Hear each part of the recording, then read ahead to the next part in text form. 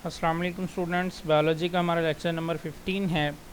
Second chapter हमने start किया था और हम लोग सॉल्विंग अ बायोलॉजिकल प्रॉब्लम के बारे में पढ़ रहे थे कि अगर एक बायोलॉजिकल प्रॉब्लम है तो उसको सॉल्व करने के लिए बायोलॉजिस्ट जो है वो कौन कौन से मेथड्स को अडॉप्ट करता है। उसमें जो हमने सबसे पहला स्टेप पढ़ा वो रिकॉग्निशन ऑफ बायोलॉजिकल प्रॉब्लम था कि प्रॉब्लम के बारे में जानना, जो क्वेश्चन अराइज होता है। और उसके बाद सेकेंड हमारे पास ऑब्जर्वेशन थी। ऑब्जर्वेशन के बाद अब जो हमारे पास नेक्स्ट स्टेप आता है वो आता है hypothesis, formulation of hypothesis, hypothesis को बनाना। अब हाइपोथेसिस क्या है? कोई भी अगर बायोलॉजिकल प्रॉब्लम है उसके ऊपर ऑब्जर्वेशन के बाद कोई ना कोई डाटा जो है वो हासिल होता है, कोई ना कोई बात पता चलती है।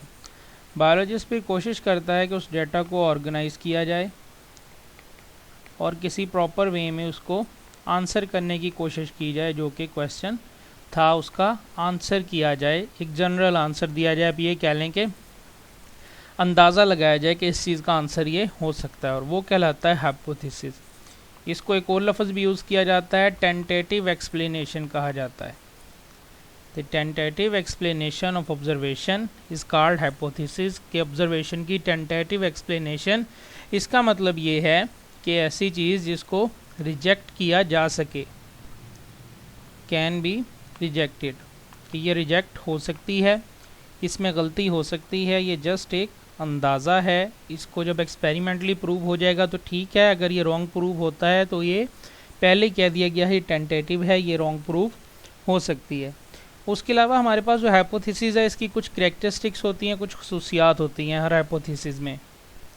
और जो सबसे पहली कैरेक्टरिस्टिक्स है वो ये है कि जो हमारी हाइपोथेसिस है इसको सिंपल होना चाहिए, ये बिल्कुल सिंपल हो, कोई ऐसे कॉम्प्लिकेटेड बात ना हो। नंबर 2 पे एक जनरल स्टेटमेंट हो। जनरल स्टेटमेंट का मतलब ये है, आप कह लेंगे इजी लैंग्वेज यूज़ की गई हो ताकि हर कोई उसे समझ सके। ये ना हो कि लैंग्वेज इतनी कॉम्प्लिकेटेड हो कि वो बात ही आपकी समझ ना आ सके। तीसरी बात जो हमने पहले भी की कि हमारी हाइपोथेसिस को टेंटेटिव होना चाहिए, मीन्स उसे वो गलत साबित हो सकती है, रिजेक्ट हो सकती है। चौथी बात, टेस्टेबल होना चाहिए, उसे इस काबिल हो कि हम उसे टेस्ट कर सकें। ऐसी हाइपोथेसिस ना हो कि जो टेस्ट ही ना हो सके, फिर हम अपनी बात को प्रूव ही नहीं कर सकते। और पांचवी बात कि जो आपकी ऑब्जर्वेशन है उसके साथ वो एग्री करे।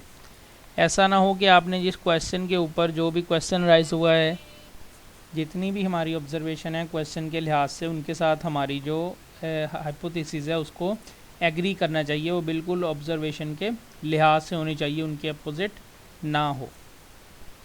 तो हाइपोथेसिस के बारे में हमें जनरल क्या पता चला कि एक बायोलॉजिकल प्रॉब्लम में जो भी हमें डाटा मिलता है, बायोलॉजिस्ट ट्राई करता है कि उसको ऑर्गेनाइज करके जो क्वेश्चन है उसका आंसर देने की कोशिश की जाए।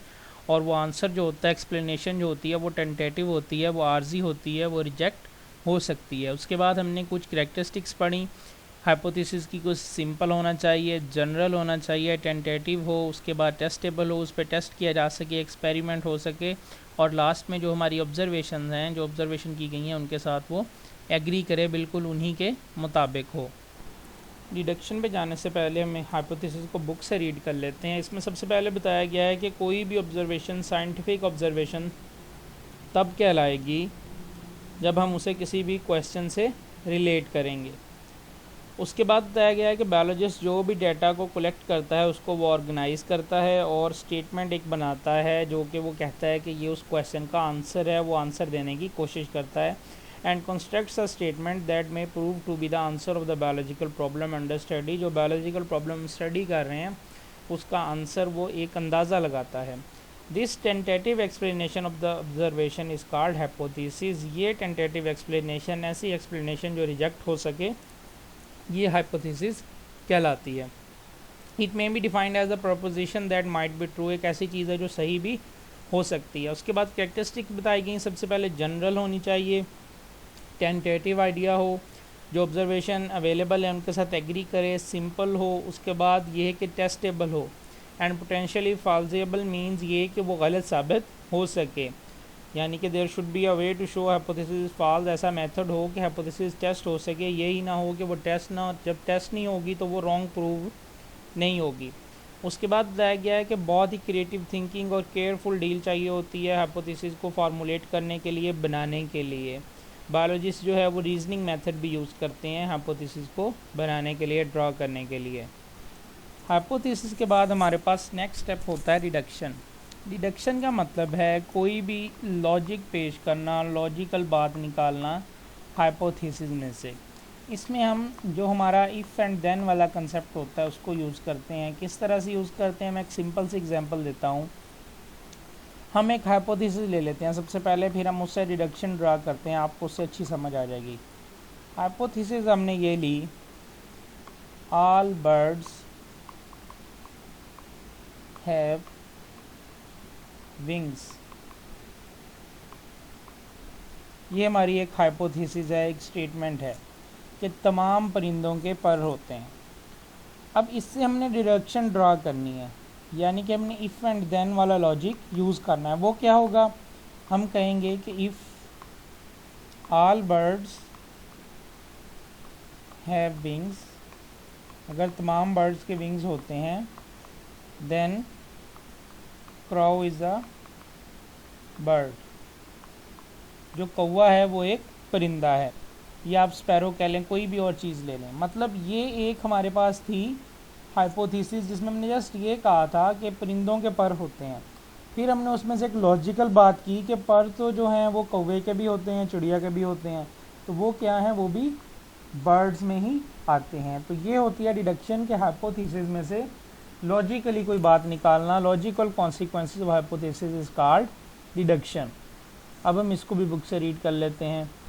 डिडक्शन फोर्थ स्टेप है, biologist draws deductions from hypothesis. इस स्टेप में बायोलॉजिस्ट जो है वो डिडक्शंस को ड्रा करता है। अब डिडक्शन की डेफिनेशन लिखी गई है, are the logical consequences of hypothesis. Hypothesis के लॉजिकल कॉन्सिक्वेंसेज हैं कि कौन कौन सी चीज़ें हो सकती हैं, आप रिजल्ट कह लें। वो कहता है इसमें ये होता है कि hypothesis is taken as true, जो हमने स्टेटमेंट दिया हम उसे सच समझ लेते हैं, and expected results are drawn, और फिर सोचते हैं कि इसके क्या क्या रिजल्ट हो सकते हैं, जैसे हमने अभी बर्ड वाली एग्जांपल देखी।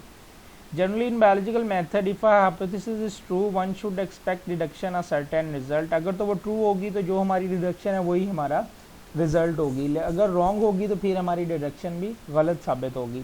This involve the use of if and then logic. इसमें हम इफ एंड देन लॉजिक को यूज़ करते हैं।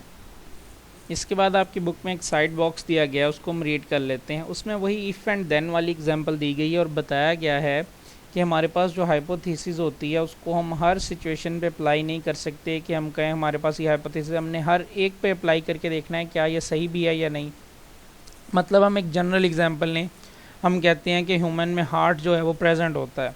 अब इसका ये मतलब नहीं है कि हम हर ह्यूमन को चेक करें कि भाई इसके अंदर हार्ट जो है वो मौजूद है या नहीं है। इस तरह की एग्जांपल दी गई है कि एक हाइपोथेसिस है, all plant cells have nucleus, कि जितने भी प्लांट सेल्स हैं तमाम में न्यूक्लियस प्रेजेंट होता है। इसका ये मतलब नहीं है कि every living plant and every plant that has ever live to see if this hypothesis false, कि बायोलॉजिस्ट जो हैं वो हर प्लांट को एग्जामिन करें कि क्या ये हाइपोथेसिस ठीक है या गलत है।